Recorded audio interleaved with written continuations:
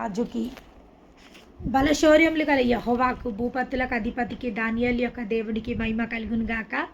ఈరోజు దేవదేవుడు మత్తయి సువార్త 27వ అధ్యాయము 19వ వచనం ద్వారా మనతో మాట్లాడుతున్న ప్రతి మాటకే ఆయన నామానికే మహిమ కలుగును గాక. మత్తయి సువార్త 27వ అధ్యాయము 19వ వచనం.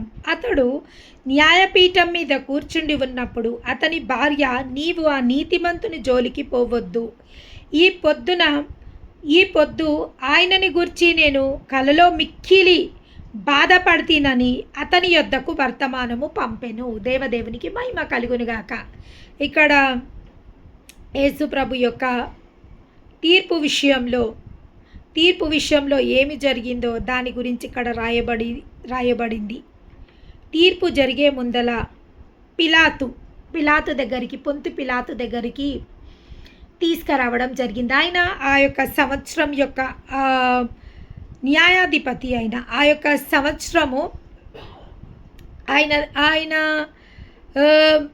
ఆ యొక్క వేడుకలలోకి ఆయన వచ్చినప్పుడు ఒక్క ఖైదీని విడిచే అధికారము పొంతు పిలాతుకి ఇవ్వబడుతుంది. ఒక భయంకరమైన ఖైదీని ఎవరన్నా కానీ ఆ రోజు ఆయన విడుదల చేయొచ్చు. విడుదల చేయడానికి అక్కడ ఒక బరబ్బా అనే భయంకరమైన బందిపోటు యేసు ప్రభు ఇద్దరిని పెట్టిండ్రు. ప్రజలకు చెప్పిండ్రు, మీరు ఎవరిని వదిలిపెట్టమంటే వాళ్ళని వదిలిపెడతా. ఆయన ఏమన్నాడంటే చూడండి, ఆయన ఏమన్నాడు, కాబట్టి జనులు కూడి వచ్చినప్పుడు పిలాతు, నేను ఎవరిని విడుదల చెయ్యవలెనో మీరు కోరుకొనురి, బరబ్బానా లేక క్రీస్తు అనబడిన యేసునా? ఏమంటుండు పిలాతు, ఎవరిని వదిలిపెట్టాలా మీరే చెప్పండి. యేసు ప్రభుని వదిలిపెట్టమంటారా లేదా బరబ్బాని వదిలిపెట్టమంటారా అన్నప్పుడు ప్రజలందరూ బరబ్బాని వదిలిపెట్టుడి, యేసుకి సిల్వ వేయుడి అని కేకలు వేయడం జరిగింది. కేకలు వేస్తున్నప్పుడు ఆ పిలాతుకి అసలు ఏమీ అర్థమైతలేదు. ఏంది ఈ మనిషిలో అయితే నేను ఏ దోషం కనుగొనగలేదు, కానీ ప్రజలందరూ ఏకకంఠంతో బరబ్బాని వదిలిపెట్టి యేసు ప్రభుని సిల్వ వేయమన్నారు. చూడండి, కొన్నిసార్లు అధికారులకు న్యాయమేందో అన్యాయమేందో తెలిసి కూడా ప్రజలలో ఉన్మాదత్వం రేగకుండా, ప్రజలలో అల్లరి మూకలని చెదరగొట్టడానికి కొన్నిసార్లు ఎవరైతే ఆ న్యాయపీఠం మీద కూర్చొని ఉంటారో, ఎవరైతే అధికారంలో ఉంటారో కొన్నిసార్లు తప్పనిసరి కొన్ని తప్పుడు నిర్ణయాలు కూడా తీసుకునే అవకాశం ఉంది. పిలాతు అదే విషయంలో ఇక్కడ ఆయనకు అర్థమైతలేదు, ఈ మనిషిలో నేను ఏ దోషం కనుగొనలేదు. ఆయన హృదయానికి తెలుసు యేసు ప్రభు ఏ తప్పు చేయలేదని, కానీ ఆయన మళ్ళీ ఒకసారి అవకాశం ఇచ్చిండు. ప్రజలు ఏమైనా పశ్చాత్తాపడతారేమో, యేసు ప్రభుకు వద్దు శిక్ష ఇయ్యొద్దు, బరబ్బాకు శిక్ష వేసి యేసు ప్రభుని విడుదల చేయమంటారేమో అనుకొని మళ్ళీ ఒకసారి ప్రజలకైనా అవకాశం ఇవ్వడం జరిగింది. కానీ ప్రజలు విననొల్లకుండా ఇంకేం చేసిందంటే గట్టిగా కేకలు వేసిండ్రు. చివరికి వారి కేకలే గెలిచాను. ఇంకా పిలాతుకు ఎక్కడ ఏమీ అర్థమైతలేదు. ఇప్పుడు ఒకవేళ పిలాతు ఆ ప్రజలకు విరుద్ధంగా ఏదన్నా తీర్పిచ్చిండు అంటే ప్రజల్లో అల్లరి చెలరేగిపోతుంది, వాళ్ళు ఉన్మాదులుగా మారిపోతారు. వాళ్ళు ఆ యొక్క ప్రభుత్వానికి వ్యతిరేకంగా ధిక్కార స్వరాలను వాళ్ళు వినిపిస్తారు, లేదా ఆ యొక్క ప్రభుత్వానికి వ్యతిరేకంగా వాళ్ళు మారిపోతారు. కాబట్టి ఇంకా ఆయన ఏం చేస్తాడంటే, సరే యేసు ప్రభుని ఇంకా సిల్వ వేయడానికి ఆయన ఆమోదించేస్తాడు. ఎప్పుడైతే ఆ వార్త ఎవరికి వినబడ్డదంట చూడండి, పిలాతు భార్యకు వినబడ్డదంట. ఆ యొక్క వార్త పిలాతు భార్యకు వినబడ్డది. ఏమని? అన్యాయంగా యేసు ప్రభుని సిల్వేస్తుండ్రు. ఆ రోజు అంటే ఒకరోజు ముందు రాత్రి తనకు కల రావడం జరిగింది. తన భార్యకు ఒక కల రావడం జరిగింది. ఆ కలలో ఏమైందో చూడండి. నేను కలలో మిక్కిలి బాధపడితిని అని అతని యొద్దకు వర్తమానము పంపెను. ఈ పొద్దు నాకు ఒక కలగన్నా, నేను ఈ రాత్రి ఒక కలగన్నా, భర్త దగ్గరికి ఎంబడి ఆమె వర్తమానం పంపింది. ఈ పొద్దు నేను ఒక కలగన్నా, ఆ కలలో ఆ కలలో నేను ఆ యొక్క నీతిమంతుని మిక్కిలి మిక్కిలి బాధపడుతున్నా. ఎందుకంటే అన్యాయంగా ఒక నీతిమంతునికి శిక్ష పడుతుంది. అన్యాయంగా నీతిమంతునికి శిక్ష పడుతుందని ఎప్పుడు ఆమె కలొచ్చిందంట? ఇంకా తీర్పు జరగక ముందే. తన భర్త యేసు ప్రభుకు శిక్ష వెయ్యక ముందే ఈ పొద్దు అంటే ఆమెకు తెల్లవారుజాములనే ఆమె కలబడ్డది. ఏమని? తన భర్త అన్యాయంగా యేసు ప్రభుకు శిక్ష వెయ్యబోతుండు అని. ఆ కలలో ఆమె ఏం చేసిందంట? బాధపడుతుందంట కలలో. ఆ కలలో ఆమె భయపడతలేదు. ఆ కలలో ఆమె, ఇక్కడ చూడండి, ఆ కలలో ఆమె బాధపడుతీనని, ఆ కలలో ఆమె బాధపడుతుందంట. ఆ కలలో అయ్యో అయ్యో ఒక నిరపరాధికి నా భర్త ఏ విధంగా శిక్ష వేయగలుగుతాడు, ఇది బాధాకరము అని ఆ కలలోనే చాలామంది కలల ఏడుస్తుంటారు. ముఖ్యంగా చిన్నపిల్లలు కలలో ఏడుస్తుంటారు. చాలా చిన్న పిల్లలు కూడా, నెలల పిల్లలు, రోజుల పిల్లలు కూడా కలలలో వాళ్ళు ఏడుస్తారు. చాలామంది అంటారు అది నిజమో అబద్ధమో నాకు తెలియదు, దేవుడు వాళ్ళని శిక్షిస్తుంటాడని. దేవుడు ఎందుకు శిక్షిస్తుంటాడు? లేదా కొంతమంది అంటారు దేవుడు వాళ్ళతో పని చేపిస్తుంటే వాళ్ళు మేము పని చేయమని ఏడుస్తుంటారు అంటుంటారు. అవి ఎంతవరకు నిజమో నాకు తెలియదు. చిన్న పిల్లలు కూడా, రోజుల పిల్లలు, నెలల పిల్లలు, సంవత్సరాల పిల్లలు కూడా నిద్రలో ఏడుస్తారు. పెద్దలు ఏడవడం చాలా తక్కువ, కానీ చిన్న పిల్లలు అయితే ఖచ్చితంగా ఏడుస్తారు. ఏడవని పిల్లలు అంటూ ఎవరు లేరు. అది నిద్రల మేల్కొన్నప్పుడు ఏడుపు కాదు, గాఢ నిద్రలో వాళ్ళు ఏడవడం జరుగుతుంది. దేవుని నామానికి మహిమ కలి. ఈమె ఆ యొక్క కలగన్నప్పుడు ఆమె బాధతో ఆమె హృదయం నిండిపోయింది. అయ్యో అయ్యో అన్యాయంగా ఆ యొక్క న్యాయవంతునికి శిక్ష వేస్తుండ్రు. అన్యాయంగా ఆ యొక్క న్యాయవంతుని పైకి శిక్ష వస్తుంది. ఎప్పుడు తెలిసింది ఆమెకు? తన భర్త శిక్ష వెయ్యకముందే తెలిసింది. మొదటి జాములనే పొద్దున్నే ఆమెకు తెలిసిపోయింది. ఈ పొద్దు నేను ఒక కలగన్నా, ఆ కలలో నాకు ఇదంతా తెలిసిపోయింది అని తన భర్తకు ఆమె వర్తమానం పంపించడం జరిగింది. ఆయన నీతిమంతుడు, ఆయన జోలికి పోవద్దు, ఆయన నీతిమంతుడు. చూడండి, ఒక కలలో ఒక హెచ్చరిక వచ్చింది. ఇప్పుడు ఆ న్యాయాధిపతి ఏం చేయాలి మరి? ఇప్పుడు తన భార్య మాట వినాలనా? ఆ భార్య మాట విని ఆ నీతిమంతుని పైన ఆ నీతిమంతునికి శిక్ష వేయకుండా ఆ నీతిమంతుని వదిలేయాలనా? లేదా ప్రజల మాట విని ఆ నీతిమంతునికి శిక్ష వేయాలనా? ఇప్పుడు ఆయనకు ఒక ఎటువంటి సిచ్యువేషన్లో ఉన్నాడు అంటే, ఒకవైపు న్యాయము, ఒకవైపు ఆయనకున్న అధికారంకి న్యాయం చేస్తే పరిశుద్ధుని యొక్క పాపదోషము, అపరాధ ఒక శిక్ష వాళ్ళపైన పడుతుంది. రెండుటిని బ్యాలెన్స్ చేయాలని పిలాతు నిర్ణయించుకుంటూ దేవుని నామానికి మహిమ కలుగుతుంది. కొన్నిసార్లు ఇటువంటి సిచ్యువేషన్స్ మన లైఫ్లో కూడా ఇటువంటి సిచ్యువేషన్స్ రావడం జరుగుతుంది. ఒకవైపు మనకు న్యాయం ఉంటుంది, ఒకవైపు న్యాయము మరియు ఒకవైపు న్యాయము, ఇంకొక వైపు ఏముంటుందంటే మనము మనుషులని సంతోషపెట్టాల. మనుషులు లేకుంటే మనకు తిరగబడతారు, లేదా మనుషులు మన నుంచి దూరం అయ్యే సిచ్యువేషన్స్ ఇక్కడ మనం డెసిషన్ తీసుకోవాల్సి ఉంటుంది. మనుషులనా దేవున్నా? న్యాయమా?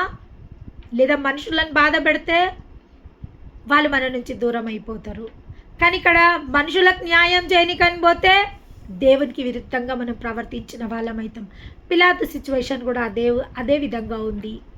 ఎవరికి న్యాయం చేయాలా? ఎవరికి నా భార్య మాట వినాలనా, లేదా ఈ యొక్క ప్రజల కేకలు వినాలనా? అటువంటి సిచ్యువేషన్లో పిలాతు ఉన్నప్పుడు పిలాతు చేసిన ఒక మంచి కార్యంను బట్టి దేవుని నామానికి మహిమ కలుగునుగాక. ఈ యొక్క వాక్యంలో ఏ విధంగా ఉంది చూడండి. ఇద్దరిని బ్యాలెన్స్ చేయడం జరిగింది. అలాగైతే క్రీస్తు అనబడిన యేసు ఏమి చేతునని వారిని అడగగా, సిలువ వేయమని అందరూ చెప్పిరి. అధిపతి ఎందుకు ఇతడు ఏ దుష్కార్యమును చేసనని అడగగా వారు సిలువ వేయమని ఎక్కువగా కేకలు వేసిరి. ఆయన అడుగుతుండు, ఏం పాపం చేసిండ్రని మీరు ఇంతగా పగబట్టింది వ్యక్తి పైన. వాళ్ళంటారు, మాకు తెలియదు. ఇంకా గట్టిగా కేకలు వేస్తుండ్రంట.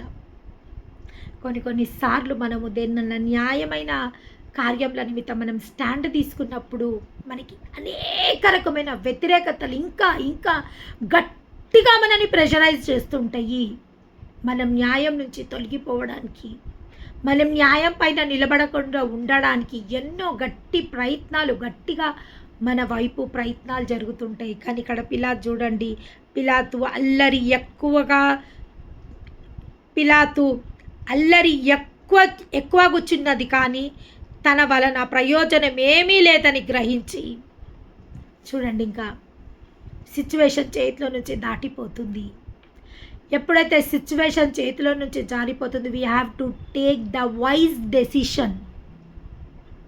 ఎప్పుడైనా సిచ్యువేషన్స్ మన చేతిలో నుంచి జారిపోతున్నప్పుడు మనము జ్ఞానం గల డెసిషన్ తీసుకోవాల్సిన అవసరం ఉంది. ఎవరు సిలువ వేయమని అల్లరి చేస్తుండ్రు ప్రజలు. పిలాతు మాత్రము ఇయ్యాలని తలుసుకుంటలేడు. కాబట్టి పిలాతు ఒక పని చేసిండంట, నీళ్లు తీసుకురమ్మని చెప్పిండంట. నీళ్లు తీసుకొచ్చి ఆ ప్రజల మధ్యలోకి వెళ్ళి నీళ్లు తీసుకొని జనసమూహం ఎదుట చేతులు కడుక్కొని, ఈ నీతిమంతుని రక్తమును గురించి నేను నిరపరాధిని, మీరే చూచుకొనుడని చెప్పాను. నీళ్ళు తెప్పించేసుకుంటూ చేతులు కడుక్కుండు, ఈ నిరపరాధి రక్తం నా మీద, నా తరాల మీద పడకుండునుగాక. కానీ కొన్నిసార్లు చూడండి, ప్రజలు కోరి కీడును తెచ్చుకుంటారు. కోరి ఉపద్రవాల వైపు.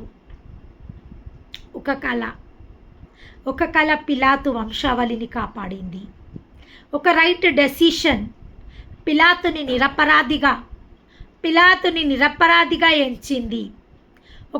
ఒక ఏమంటారంటే వైజ్ మ్యాన్ డెసిషన్, ఒక జ్ఞానం గల స్త్రీ ఒక డెసిషన్, తన భర్తకు తను ఇచ్చిన ఆ అడ్వైస్ని బట్టి పిలాతు తీసుకున్న ఒక వైజ్ డెసిషన్, అంటే ఒక సరి అయిన జ్ఞానం గల వ్యక్తి ఒక డెసిషన్ తీసుకున్నప్పుడు తన వంశావళులను ఆ శాప దోష శిక్ష నుంచి ఆయన తప్పించుకోగలిగాడు. చూడండి, కోపము గొప్ప ద్రోహ కార్యం జరిగిస్తుంది. ఒక మనిషి పైన మనము అన్నెసెసరీగా కోపం పెట్టుకున్నా, అన్నెసెసరీగా ఆ మనిషి పైన మనము ఏమంటారంటే శిక్షించాలి అనే ఒక కక్ష మనం పెంచుకున్నా అది మనకే నష్టం. అందుకే దేవుడు మనకు నేర్పించింది ఏంటంటే, తీర్పు నీ వశం కాదు. తీర్పు తీర్చకుడి, అప్పుడు మీ గురించి తీర్పు తీర్చబడుతుంది. పగ తీర్చుకుంటా నా పని. ఒక మనిషి పైన వాళ్ళు క్రోధం పెట్టుకుండ్రు, ఒక మనిషిని అన్యాయంగా శిక్షించాలనుకుండ్రు, ఒక మనిషిని నిరపరాధి రక్తం చిందించాలని వాళ్ళు నిర్ణయించుకున్నప్పుడు ఏం జరిగింది చూడండి. కొన్నిసార్లు గర్వంకి ముందర నాశనం నడుస్తుంది. కానీ మనిషికి తెలియదు. వీళ్ళు గర్వపడుతుండ్రు, ఓహో మేము ఎవరిని, నేను దేవుని కుమారుణ్ణని చెప్పుకుంటున్న వ్యక్తిని, అనేక అద్భుతాలు చేసిన వ్యక్తిని, అనేక ఆశ్చర్యకార్యాలు చేసిన వ్యక్తిని ఈరోజు నామరూపాలు లేకుండా మేము నశింపజేసేస్తున్నాము. ఈరోజు ఆ యొక్క గొప్ప చాప్టర్కి మేము ముగింపు పలికేస్తున్నాము. వాళ్ళకి తెలుస్తలేదు, వాళ్ళ చాప్టర్కి వాళ్ళే ముగింపు పలుకుంటున్నారని, వాళ్ళ గొయ్యి వాళ్ళే దవ్వుకుంటున్నారని వాళ్ళకి తెలుస్తలేదు వాళ్ళకు. ఎందుకంటే నాస్తంకి ముందు గర్వం నడుస్తుంది. వాళ్ళు గర్వాంధ్రులు అయిపోయినరు, కృతజ్ఞతాహీనులైపోయినరు. ఏ పరమ తండ్రి నుంచి అద్భుతాలు పొందుకున్రో, ఏ పరమ తండ్రి నుంచి ఆశ్చర్య కార్యాలు పొందుకున్రో వాళ్ళే ఈరోజు సిలువ సిల్వ వేడి అని కేకలు వేస్తుండ్రు. కానీ న్యాయముగా ఒక దర్శనము, ఒక కళ పిలాతు కుటుంబాన్ని నిరపరాధి రక్తం వాళ్ళ పైన రాకుండా ఆపగలిగింది. ఒక జ్ఞానం గల స్త్రీ తన భర్త, తన పిల్లలని కాపాడుకొనగలిగింది. కానీ ఒక మూర్ఖులు, ఒక మూర్ఖ తరము వాళ్ళ తరాలకు శాపాలను తీసుకొచ్చేసిండ్రు. వాళ్ళ పిల్లల తరాలకి శాపం తీసుకొచ్చేసిండ్రు. చూడండి, ఆ నిరపరాధి ఈ పాపం మా మీద పడొద్దు అని చేతులు కడుక్కుంటుండు. కానీ వీళ్ళు ఏం చేస్తుండ్రో చూద్దాము. అందుకు ప్రజలు వాని రక్తం మా మీద, మా పిల్లల మీద ఉండునుగాక అనిరి. చూడండి, గర్వము ఎంత మేరకు మనిషిని నాశనం చేస్తుందంటే తప్పేందో ఒప్పేందో కూడా వాళ్ళు తెలుసుకొని స్థితిలో ఉంటారు. తప్పేందో ఒప్పేందో అసలు వాళ్ళు ఏం మాట్లాడుతుండో వాళ్ళు తెలుసుకోలేని స్థితిలో ఉంటారు. ఇలా చేతులు కడుక్కుంటుండు ఏమని, ఈ నిరపరాధి రక్తము నా మీద, నా పిల్లల మీద ఉండొద్దు. వీళ్ళేమంటున్నారు, ఆ నిరపరాధి రక్తం మా మీద, మా పిల్లల మీద పడునుగాక. కోరి కోరి కోరి కోరి పాపంని వాళ్ళు హత్తుకుంటుండ్రు, పరిశుద్ధుని విసర్జిస్తుండ్రు. ఎప్పుడైతే మనం పరిశుద్ధతను విసర్జిస్తామో పాపంని హత్తుకోవడం జరుగుతుంది. లేదా పాపంని హత్తుకుంటామో పరిశుద్ధతను విసర్జిస్తాము. పాపంని హత్తుకున్నప్పుడు ఖచ్చితంగా పరిశుద్ధత విసర్జింపబడుతుంది. పరిశుద్ధతను విసర్జించినప్పుడు పాపంని హత్తుకోవడం జరుగుతుంది. ఈ బ్యాలెన్స్ చేయడానికి ఖచ్చితంగా మనకు కావాల్సింది జ్ఞాన వివేచనములు. ఒకవేళ జ్ఞాన వివేచనలు మన దగ్గర లేకపోతే ఖచ్చితంగా కీడుని మనము మన తలలపైన తెచ్చుకుంటాము. కీడుని మన తలలపైననే కాదు, మన పిల్లల తరాలపైన కూడా ఆ కీడుని మనం తెచ్చుకుంటాము. అందుకే బీ కేర్ఫుల్. ఈ యొక్క దర్శనము ప్రతి ఒక్కరికి అవసరము. Dreams and visions can protect our generations. కళలలో జరిగే దాని గురించి దేవుడు బయలుపరుస్తాడు, జరుగుతున్న దాని గురించి దేవుడు బయలుపరుస్తాడు, జరగబో దాని గురించి దేవుడు బయలుపరుస్తాడు. Yes, dreams and visions are connected with the god. We can change everything through the visions and dreams. ఒక కీడ్ని మేల్గా మార్చుకోగలం ఒక కళ ద్వారా. ఒక మేల్ని ఆగి ఉన్న మేల్ని మనం పొందుకోగలుగుతాం ఒక కళ ద్వారా, ఒక దర్శనం ద్వారా.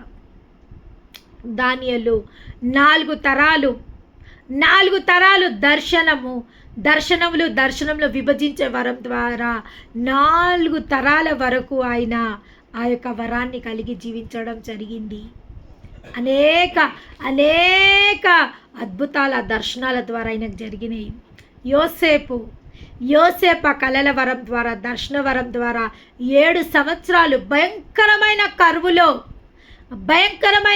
కరువులో కూడా అనేక వేల మంది జనాన్ని పోషించగలిగిండు. అనేక దేశాలకు ఆహారాన్ని అందించగలిగిండు. ఆ యొక్క దర్శనం ద్వారా తన తండ్రిని తిరిగి కొన్ని సంవత్సరాల తర్వాత తన తండ్రిని తిరిగి తన దగ్గరికి తెచ్చుకోగలిగిండు. తన అన్నదమ్ములని పోషించగలిగిండు. రాజుకి ఇష్టడుగా మార్చబడ్డాడు. రాజు తర్వాత రాజుగా, ఫరో తర్వాత ఫరోగా తనను మార్చబడ్డాడు. దేవుని నామానికి మహిమ కలుగును గాక.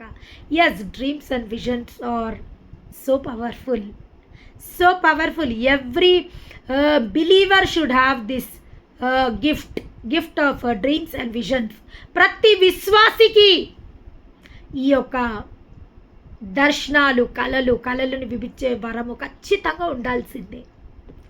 వెన్ వి ఆశ కలిగి మనం దేవుడితో మనం అడిగితే ఖచ్చితంగా దేవుడు ఆ దర్శన వరాలను, కళలను, దర్శనాలను విభజించే వరము, కళల వరాలను దేవుడు మనకి ఇవ్వగలుగుతాడు. దాని ద్వారా అనేక ఆపదల నుంచి మనం తప్పించుకోగలుగుతాము, అనేక కీడుల నుంచి మనం తప్పించుకోగలుగుతాం, అనేక మేళ్ళ వైపు మనం అడుగులు వేయగలుగుతాము. అనేక మేళ్ళు జరగకుండా ఆపుతున్న ఆ యొక్క ఆటంకాన్ని కూడా మనం తెలుసుకోగలుగుతాం. చాలామందికి కొన్ని సంవత్సరాల తర్వాత దర్శనాలు కలుగుతాయి, కలలు కంటారు. కొన్ని సంవత్సరాల క్రితం అవి నిరర్ధకమైతాయా? ఎన్నడూ కానేరవు.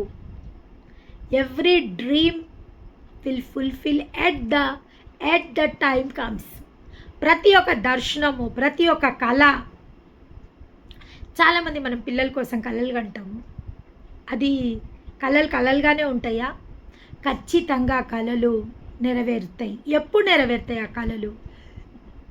ఎప్పుడైతే మనం అత్యాసక్తితో ఆ కళలు ఎప్పుడు నెరవేరుతాయో అడిగినప్పుడు కూడా దేవుడు మళ్ళీ కళల రూపంలో అది బయలుపరచగలుగుతాడు మనకు. ఈ వారం అంతా అనేక సంఘటనల గురించి దేవుడు కళల ద్వారా బయలుపరచడం జరిగింది, దర్శనాల ద్వారా బయలుపరచడం జరిగింది. దర్శనము అనగా ఓపెన్ ఐస్తో చూసేది, అంటే తెరిసిన కళ్ళతో చూసేది దర్శనము. మూసిన కళ్ళతో చూసేది కళ. మనం పడుకున్నప్పుడు వచ్చేది కళ, కానీ మనం కాన్షియస్లో ఉన్నప్పుడు వచ్చేది దర్శనము. ఊరికే మనం ఇట్లా కళ్ళు మూసుకొని ఏదో ఒకటి ఆలోచిస్తుంటాము, లేదా కొంచెము అప్పుడే నిద్రలకు వెళ్ళము, ఇంకా కాన్షియస్లోనే ఉంటాము. ఇట్లా కళ్ళు మూసుకుంటాము, ఒక దర్శనం మన కళ్ళెదురుగా వచ్చేస్తుంది. లేదా కొంచెం ఎక్కడో శూన్యంలో చూసుకుంటూ ఇట్లుంటాము, దర్శనం మన కళ్ళలోకి వచ్చేస్తుంది. అది దర్శనము. మనం గాఢ నిద్ర కలిగినప్పుడు ఆ నిద్రలో వచ్చేది కళ. దేవుని నామానికి మహిమ కలుగునుగాక. ఈ కళలు, ఈ దర్శనాలు, అనేక ప్రవర్తలలో ఈ కళల వరాలు, దర్శన వరాలు ఉండే. దేవుని నామానికి మహిమ కలుగునుగాక. ఈ యొక్క కళ ద్వారా పిలాతు పైన రాబోయే ఒక గొప్ప కీడుని తప్పించగలిగింది. దేవుడు మనందరికీ ఈ కళల వరాలు, దర్శన వరాలు అనుగ్రహించు.